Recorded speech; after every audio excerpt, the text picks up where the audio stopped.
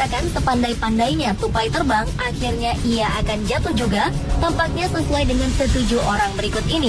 Mereka adalah orang-orang yang dianggap banyak orang sebagai penjahat dan mantan penjahat yang melakukan berbagai tindakan kriminal. Walau mungkin bagi sebagian orang atau pengikut mereka, para penjahat ini bukanlah penjahat. Selama orang-orang berikut melakukan aksi kejahatannya, penegak hukum ternyata mengalami kesulitan dalam membekuk mereka. Ada yang sudah tertangkap lalu dipenjara namun dapat melarikan diri, dan kemudian polisi kembali mengalami kesulitan menangkap penjahat tersebut. Ada juga yang memang beberapa kali nyaris tertangkap, namun mereka tetap bebas karena licin dalam meloloskan diri.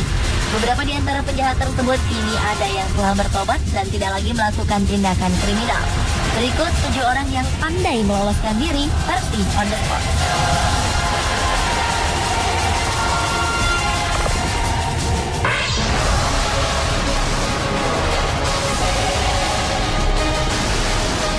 Orang pertama yang pandai meloloskan diri adalah Joseph Kony.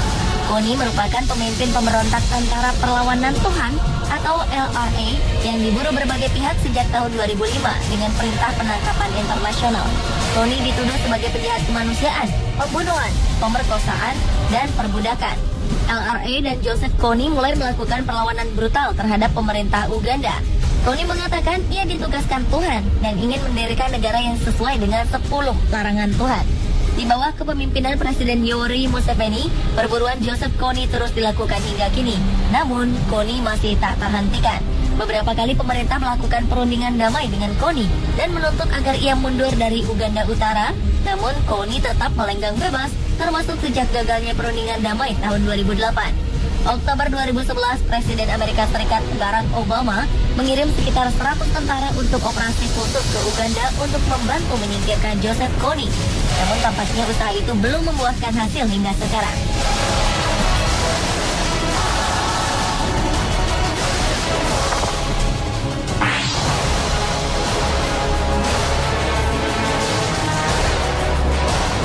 Selanjutnya adalah Waluyo atau yang dikenal dengan nama Kusni Kastut. Setelah ikut berperang di masa penjajahan Belanda, terutama karena tuntutan ekonomi keluarga, Kusni Kastut hendak menjadi tentara Indonesia. Tetapi ia ditolak karena sebelumnya ia tak resmi terdaftar dalam kesatuan. Apalagi Kusni Kastut cacat secara fisik. Pada kaki kirinya terdapat bekas tembakan yang ia dapat semasa perang melawan Belanda. Kegagalan tersebut ia anggap sebagai perlakuan tidak adil oleh penguasa masa itu, seperti habis manis cepat dibuang. Akhirnya, demi menyambung hidup, tahun 70-an, Kusni Kastut pun memilih menjadi perampok. Berbekal sepucuk pistol, ia merampok orang kaya hingga merampok permata di Museum Nasional Jakarta. Walaupun dikenal sebagai penjahat kelas kakap, namun Kusni Kastut juga dijuluki Robin Hood Indonesia karena ternyata hasil rampokannya sering ia bagi-bagikan kepada kaum miskin. Pria yang terkenal gesit, licin dalam pergerakannya, dan banyak akal ini mampu melarikan diri dari penjara manapun. Ia tercatat sebanyak 7 kali meloloskan diri dari penjara, hingga akhirnya pada 16 Februari 1980, Kusni Kastut mengakhiri hidupnya di depan regu tembak. Namun pada saat-saat akhir hayatnya, Kusni Kastut bertobat dan dengan tegar menghadapi hukumannya.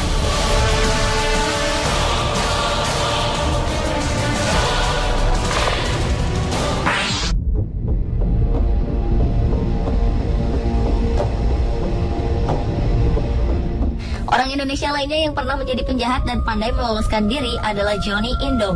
Tahun 70-an, pria yang kini berusia 64 tahun itu bersama ke-12 anak buahnya yang ia beri nama Pachinko alias pasukan Cina Kota, terkenal sebagai perampok spesialis perampok emas di Jakarta pada siang hari. Seperti tokoh yang ia sukai sejak kecil, Johnny Indo mencontoh si Pitung dan Robin Hood yang membagi hasil jarahannya kepada masyarakat miskin. Akibat kekurang hati-hatian salah seorang anggota kelompoknya yang hendak menjual emas hasil barang jarahan mereka, satu demi satu anak buah Johnny Indo dibekuk polisi. Johnny Indo pun akhirnya tertangkap di Gua Kian Santang, Sukabumi, Jawa Barat.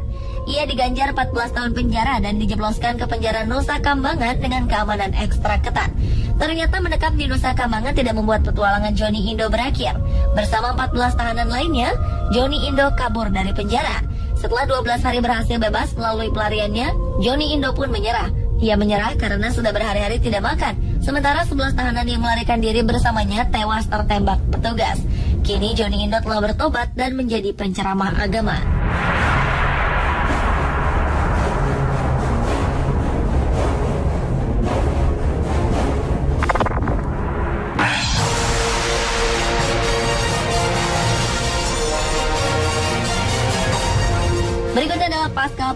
penjahat kelas kakap dari Perancis. Awalnya Pascal dipenjara karena kasus pembunuhan yang terjadi saat dia melakukan perampokan pada sebuah mobil keren keamanan. Namun kemudian perampokan itu gagal. Pascal ditangkap dan dihukum 30 tahun penjara di Lyon, Prancis.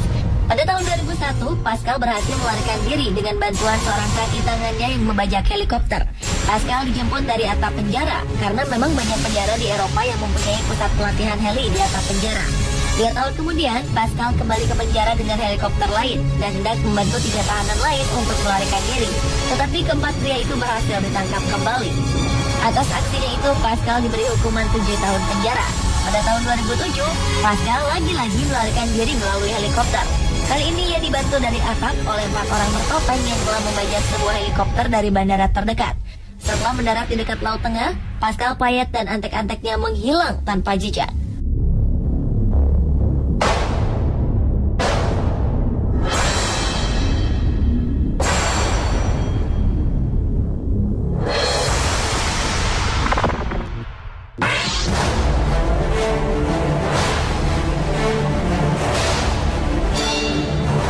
Billy Hayes adalah seorang mahasiswa Amerika yang ditahan pada tahun 1970 karena menyelundupkan 1 kg hash, sejenis narkoba, ke dalam pesawat di Turki. Setelah tertangkap, Billy dijatuhi hukuman 30 tahun penjara di Turki. Setelah 5 tahun di penjara, Billy akhirnya dipindahkan ke sebuah pulau penjara di Laut Marmara, Yunani. Dan disinilah ia mulai merencanakan untuk melarikan diri. Sebenarnya di Pulau Marmara tidak ada perahu, namun karena dekat dengan pelabuhan, setiap badai besar datang, maka ada kapal-kapal nelayan kecil yang merapat. Selama berhari-hari, Billy bersembunyi di dalam penyimpanan gandum. Kemudian ia berenang ke pelabuhan dan mencuri sampan hingga akhirnya selamat sampai di Amerika Serikat.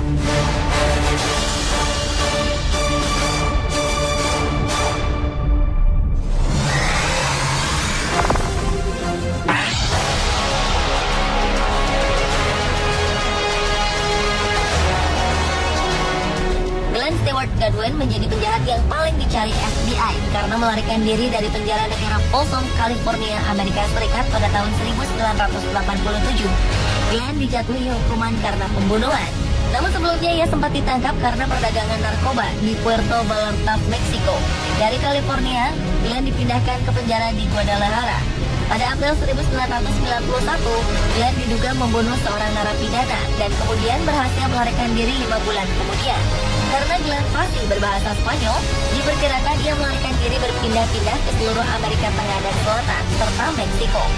Glenn Stewart Goodwin diduga terlibat dalam distribusi narkotika di sana.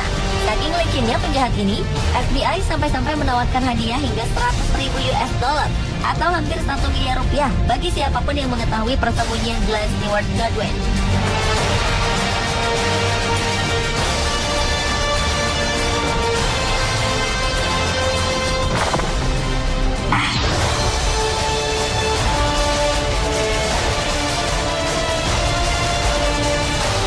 Tahun 1930-an, ada seorang perampok bank yang terkenal selalu sukses dalam upayanya melarikan diri dari penjara, bernama John Dillinger. Pada tahun 1933, John dan gengnya berhasil meloloskan diri dari penjara di Lima, Ohio setelah menembak 2 penjaga. Namun yang paling menghebohkan adalah pelarian dari sebuah penjara pada tahun 1933. Penjaga yang dijaga ketat oleh pihak kepolisian dan Garda Nasional bernama Lake County Jail ini membuat cerita pelarian John Dillinger menjadi sebuah legenda. John menggunakan sabun yang dijadikan seperti pistol dan menodongkan ke para penjaga, lalu kabur dengan mobil sheriff penjaga. Namun perjalanan pelarian John berakhir pada Juli 1934. Ketika petugas kepolisian dan FBI melakukan penangkapan di rumah orang tua John, terjadi baku tembak dan petualangan sang penjahat pun terhenti di situ. Pemirsa, itulah 7 orang yang pandai meloloskan diri versi on the spot.